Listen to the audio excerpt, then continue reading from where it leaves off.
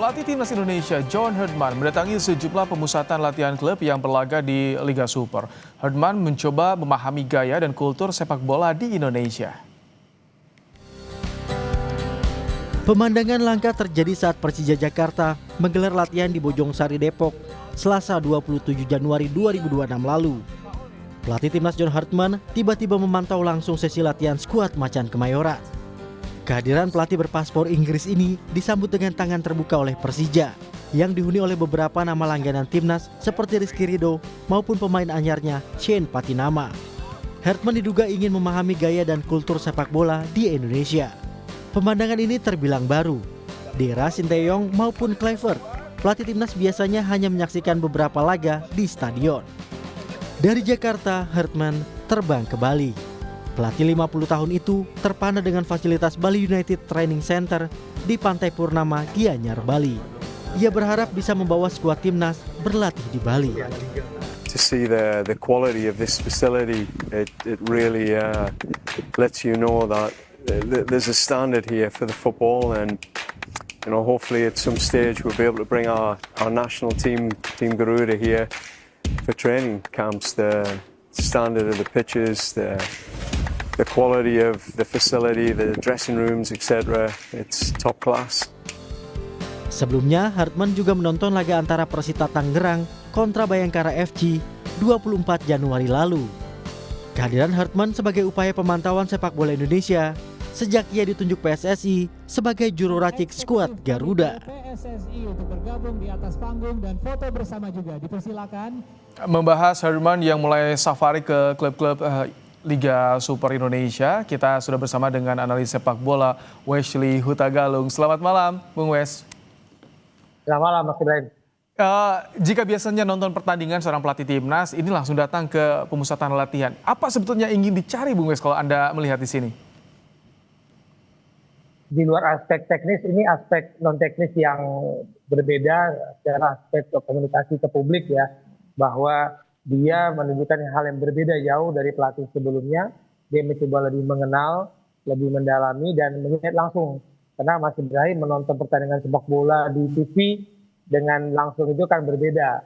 Kalau pertandingan kan kita bisa lihat satu pemain yang saya mau soroti ketika dia bergerak dengan bola atau tanpa bola, ketika dia transisi menyerang, transisi bertahan. Kalau di televisi kan kita hanya melihat sesuatu yang dilihatkan oleh kamera televisi. Jadi itu adalah sebuah langkah yang baik secara non-teknis maupun teknis yang dilakukan oleh John Herdman. Apakah juga ini termasuk bagaimana memantau bibit-bibit potensi yang akan dibawa ke timnas? Kita lihat kalau di Persija kan salah satu klub yang juga banyak menyumbang pemain timnas, Bali juga. Ya, itu salah satu cara yang dilakukan memang oke.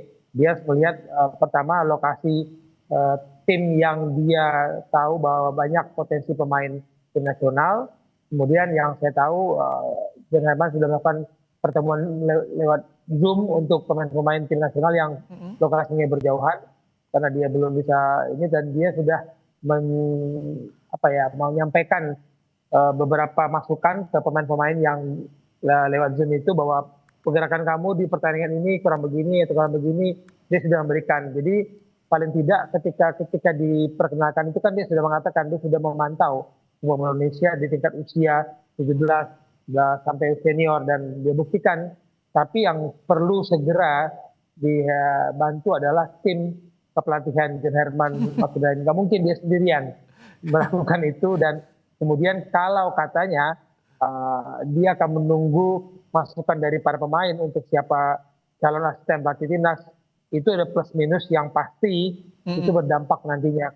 Karena belum tentu pemain-pemain kita mengenal siapa-siapa pelatih yang pas. Jadi bagi saya memang dia harus mempunyai kriteria. Calon asisten pelatihnya adalah A, B, C, D. Serahkan kriteria itu kepada federasi. Federasi mencari pelatih-pelatih yang sesuai kriteria itu lalu memberikannya untuk diinterview dan diwawancarai. Oke, sebelum saya bicara soal ini, soal menunggu sosok asisten pelatih, tapi ketika Herdman pendekatan ke klub ini, artinya ke depan akan lebih mudah bagi klub untuk bisa melepas pemainnya untuk timnas? Nah, itu tergantung lagi kebijakan, karena musim ini kan padat sekali ya, kompetisi kita selesai itu 23-24 Mei. ada FIFA Series di 23 sampai 31 Maret kita 2 kali main. Tapi ada kompetisi break juga karena puasa, karena Lebaran. Lalu jangan lupa AFF nanti ada di Juli dan Agustus. Jadi pendekatannya memang harus secepat mungkin, Mas Ibrahim, karena waktunya sangat pendek. Kalau kita tahu karakter netizen kita, karakter penggemar sepak bola kita gampang sekali kan menghakimi atas sesuatu hal yang belum tentu mereka pahami. Jadi di FIFA Series nanti bisa dibilang itu persiapan yang awal lah.